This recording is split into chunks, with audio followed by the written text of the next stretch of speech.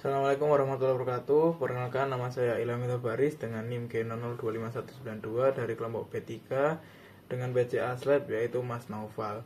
Nah, di sini saya akan mempresentasikan atau membacakan laporan anatomi blok 1.3. Nah, sebelum itu saya akan membaca laporan yang pertama terlebih dahulu. Dava sedang maraton nonton One Piece dari episode 1. Ia melihat Zoro sering berlatih angkat beban dan punya perut six pack. Nah, Dava juga ingin punya perut six pack seperti Zoro dan memutuskan untuk mulai latihan. Namun ia bingung harus yang melatih otot apa, sehingga ia bertanya pada kamu yang kebetulan sedang mempelajari anatomi abdomen. Jadi yang pertama atau A, jelaskan pembagian lapisan dinding abdomen anterolateral dan posterior. Yang B, jelaskan mengenai sistem otot yang ada di abdomen. Dan C, jelaskan mengenai organ retroperitoneal dan intraperitoneal. Nah, saya akan menjelaskan yang A terlebih dahulu. Jadi, yang pertama A, dinding abdomen anterolateral. Yang saya akan bacakan yang pertama, di dinding abdomen anterolateral itu ada yang pertama kulit. Nah, di sini adalah pada lapisan kulitnya. Yang kedua ada fascia superficialis. Nah, jadi fascia superficialis itu ada dua. Jadi ada fascia chamfer sama fascia scarpa. Nah, yang ketiga ada fascia profunda. Fascia profunda itu ada di musculi et aponeurosis. Nah, di musculi aponeurosis ada beberapa cabang muskuli, ada A sampai E. Yang pertama A, musculi obliquus externus abdominis. Di daerah sini ya, external oblique. Lalu ada musculi obliquus internal abdominis di sini.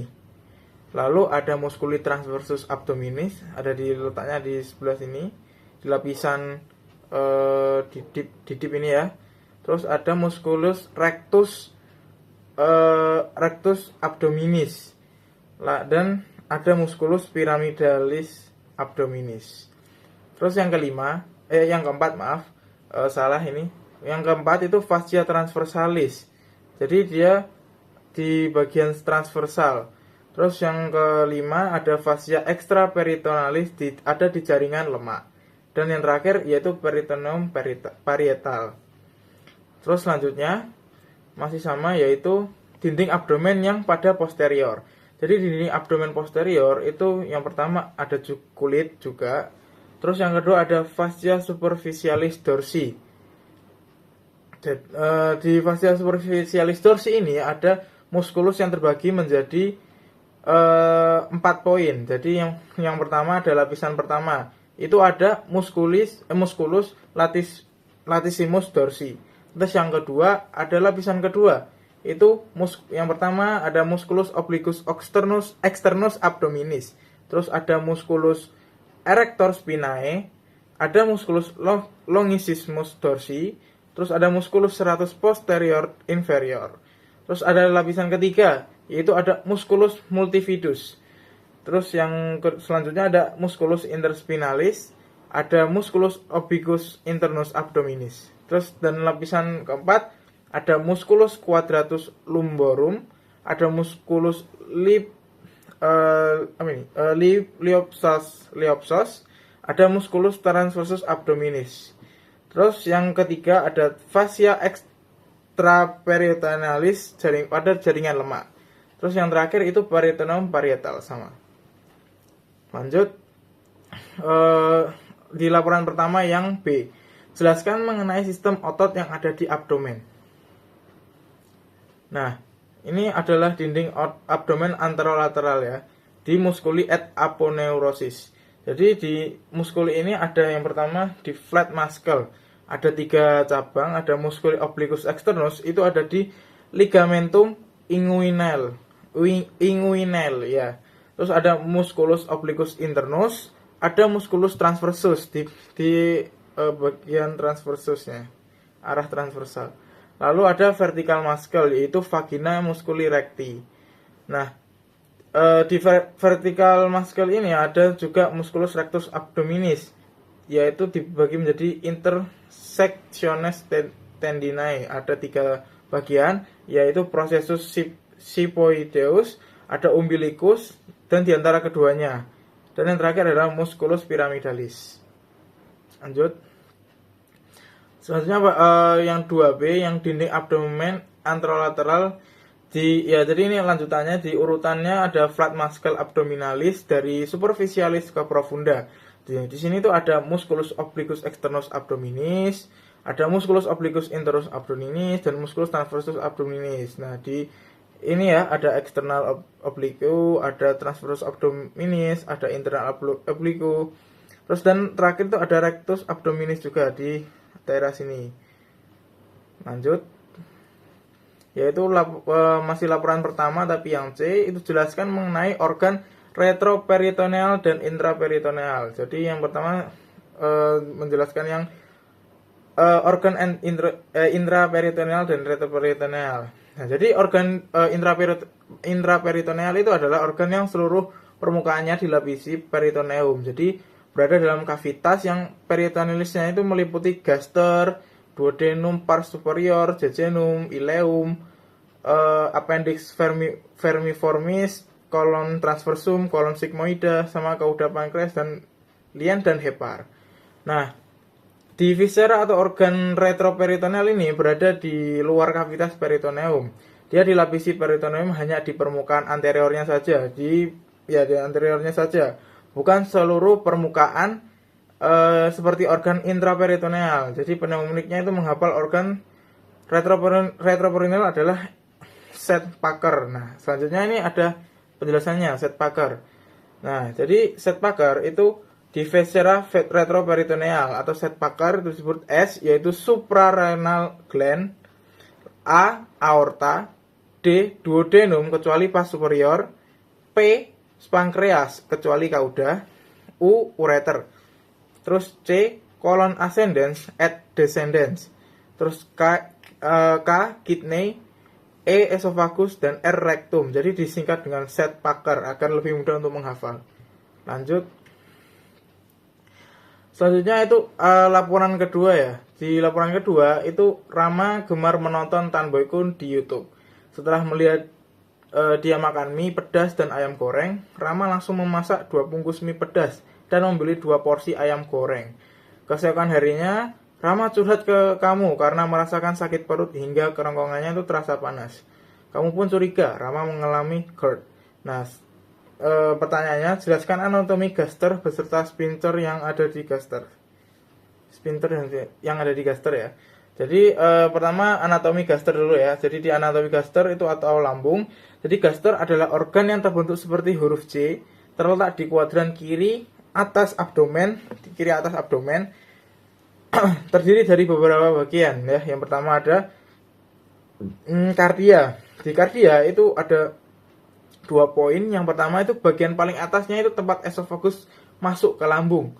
Terus yang kedua lokasinya itu terjadi di aliran masuk makanan. Jadi kardia ini lokasinya memang terdapat di aliran masuk makanan. Jadi sebagai penyalurnya. Yang kedua adalah fundus. Jadi di fundus ini ya fundus ya di sini ya fundus.